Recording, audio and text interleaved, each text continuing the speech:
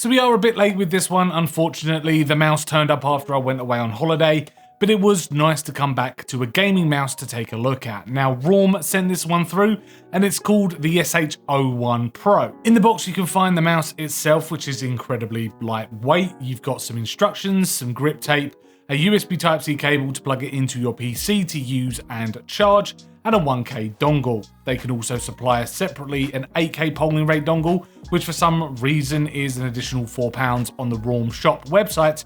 Now, I'm not overly keen on this idea. I mean, I do understand it somewhat. They want to keep up with the latest 8K polling trend, which everyone is doing now. And yes, I know, of course, I'm being a bit facetious here. But I suppose if you don't need an 8K polling rate, which I'd absolutely argue that most people out there don't, then save yourself the £4. But it is also £4, so why wouldn't you spend that to get the latest and greatest? Though what is slightly awkward is the fact that you have to plug the 8K dongle into your PC with the supplied USB Type-C cable that comes with the mouse. And then you have to find a second USB Type-C cable to plug the mouse into the PC separately to get the two devices to actually talk to each other using the driver before you can actually use the mouse with the 8K dongle. It is a bit finicky, and I know that USB Type-C cables are pretty commonplace in today's households, but if you haven't got a spare Type-C cable, it will be an additional cost again on top of the already additional cost for the 8K dongle. So yeah, not really ideal, as other gaming mice I have tried already in the past, wireless I might add as well, work straight from the box.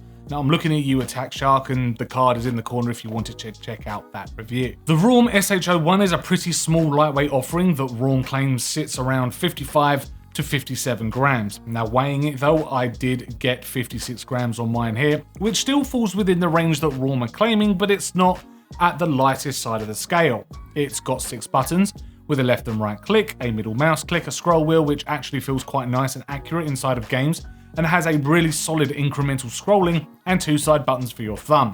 Underneath is a power toggle, a connectivity toggle being Bluetooth or 2.4 GHz, and a DPI switch. You can find 2 large skates at the front and back, which are decent enough, especially if you're using it with some kind of mouse pad, as the mouse really does glide along smoothly, and a small rim around the 3395 sensor, which feels nice and accurate as well. The mouse uses Huano green and white dot switches, which are hot swappable, but the issue here is that you have to bin off the skates on the bottom of the mouse to get to the screws to get inside of the mouse to change the switches.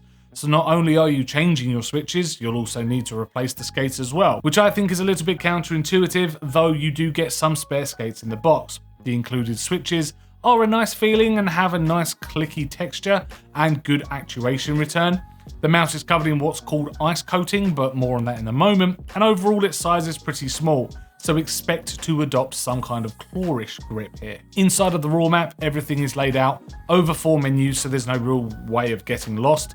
Menu 1 is for your DPI settings and polling rates, and menu 2 is to change button functions. Menu 3 is your RGB settings, of which there aren't any at all. It's to do with the small indicator light at the front of the mouse. And finally, menu 4 is for your real gaming settings, which, being completely honest, during my testing, I didn't really mess with them because it just adds latency to the mouse. I'm no pro Counter-Strike 2 player, and I can barely survive against bots sometimes on that game. The wireless turbo setting does have an optimization button, which I did click and it gave me mode 1, although I did notice the difference between the different modes on there.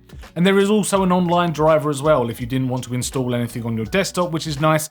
And it also means that the mouse has some onboard memory to remember your settings in case you take it with you to a LAN event or similar. It's got several profiles, so you can get it changed based on the game you're playing, which is also very nice as well. And lately I have been playing a lot of Dune Awakening, and for that this mouse has been absolutely fantastic, and I'm still able to get some decent kills on Overwatch 2 using this mouse, so I for one think that that's a win.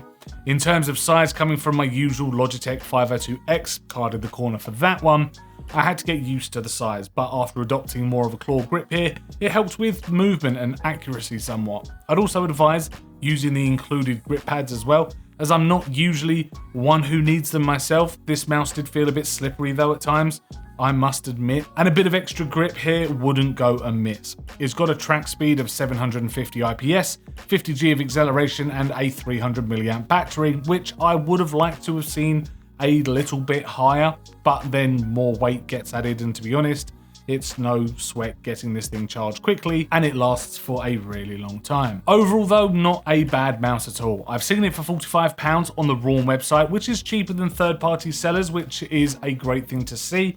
So do pick one up while it is cheap and on sale. It's nice and lightweight, but it does need some grip tape to use well, and the material is rather slippy. I mean, it's called ice after all, so yeah, take that as you will. The sensor is modern and it is nice and small if a claw grip is your thing, and although I've only got a black one here, it does come in some rather funky shiny red and purple colorways as well. So yeah, as I said, not a bad gaming mouse.